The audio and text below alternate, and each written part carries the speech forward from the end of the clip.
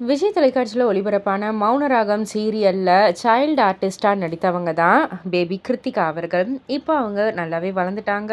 Social மீடியாவில் ரொம்பவே ஆக்டிவாக இருப்பாங்க.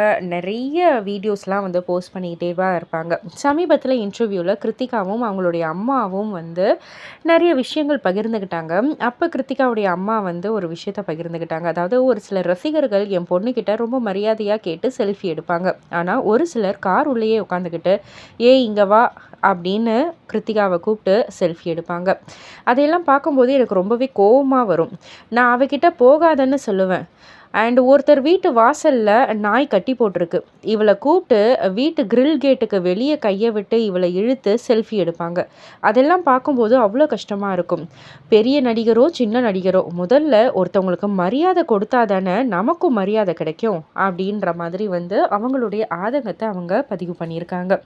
இதை பற்றி நீங்கள் என்ன நினைக்கிறீங்க? உங்களுடைய கருத்து என்ன அப்படின்றத கீழே உள்ள கமெண்ட் பாக்ஸில் குறிப்பிட்டு சொல்லுங்கள். மறக்காமல் சேனலை சப்ஸ்கிரைப் பண்ணி பக்கத்தில் உள்ள பெல் ஐக்கானை கிளிக் பண்ணிடுங்க.